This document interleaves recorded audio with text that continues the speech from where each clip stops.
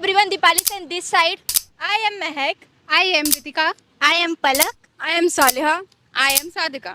Together we are here to simplify a topic that can sound confusing at first, that is Capital gain. But don't worry, we have made it fun and super easy to understand.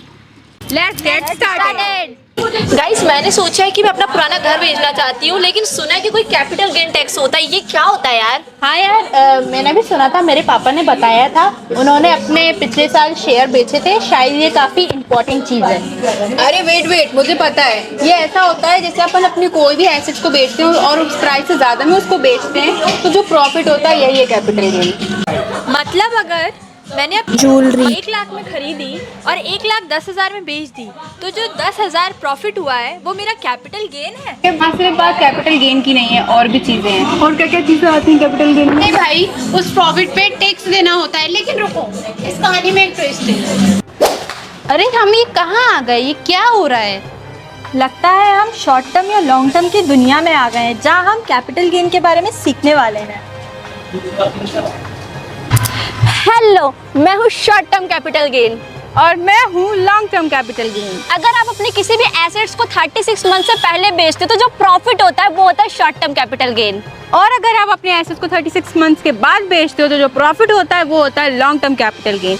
इसके अलावा अगर आप किसी land या building की बात करें या किसी शेयर्स की, तो उसके लिए मंथ्स की लिमिट अलग होती है। हाँ, बिल्कुल सही कहा। अगर आप कोई भी लैंड या बिल्डिंग को 24 मंथ से पहले बेचते हो तो जो प्रॉफिट होता है वो होता है शॉर्ट टर्म कैपिटल गेन। और अगर आप अपनी लैंड या बिल्डिंग को 24 मंथ्स के बाद बेचते हो तो जो प्रॉफिट होता है वो होता है आपका लॉन्ग टर्म कैपिटल। और अगर आप बात करें शेयर्स की, तो अगर आप अपने शेयर्स को 12 मंथ से पहले बेचते हो तो वो होगा शॉर्ट टर्म कैपिटल गेन। और अगर आप अपने शेयर्स को 12 मंथ्स के बाद बेचते हो तो जो प्रॉफिट होता है वो होता है आपका लॉन्ग टर्म कैपिटल गेन। अच्छा, और कैपिटल गेन को कैलकुलेट कैसे करते हैं? शॉर्ट टर्म कैपिटल गेन को कैलकुलेट करने के लिए आपको सेल्स में से कॉस्ट ऑफ एक्विजिशन को लेस करना होगा, फिर जो आपका प्रॉफिट आएगा वो होगा आपका शॉर्ट टर्म कैपिटल गेन। और लॉन्ग टर्म कैपिटल गेन को कैलकुलेट करने के लिए आपको आपकी कॉस्ट में से इंडेक्स कॉस्ट ऑफ एक्विजिशन को लेस करना होगा। अब ये इंडेक्स कॉस्ट ऑफ एक्विजिशन क्या है? इंडेक्स कॉस्ट ऑफ एक्विजिशन निकालने के लिए आपको आपकी कॉस्ट में जिस ईयर आपने आपका एसेट खरीदा उस ईयर का इंडेक्स नंबर को डिवाइड करना होगा, फिर जो अमाउंट आएगा उस अमाउंट में आपने जिस ईयर आप बेच रहे हो उस ईयर के इंडेक्स नंबर को अगर आप मल्टीप्लाई करते हो तो फिर जो अमाउंट आता है वो होता है आपका लॉन्ग टर्म कैपिटल गेन। मतलब जितना ज़्यादा टाइम तक हम अपनी इन्वेस्टमेंट को होल्ड करें उतना ही कम टैक्स देना पड़ेगा। बिल्कुल सही, यानी सबर का फल मीठा होता है। तो अब मुझे ये समझ आ चुका है कि अगर मुझे अपने कोई भी एसेट्स बेचने हो तो वो मुझे ये देखना होगा कि वो शॉर्ट टर्म है या लॉन्ग टर्म कैपिटल गेन है। हाँ, अगर शॉर्ट टर्म है तो ज़्यादा टैक्स देना होगा, लॉन्ग टर्म है तो कम टैक्स देना होगा। अरे वाह, हमने कैपिटल गेन का राज समझ लिया है। मतलब हम अपनी इन्वेस्टमेंट के साथ स्मार्ट होकर अपनी अर्निंग को प्रोटेक्ट कर सकते हैं।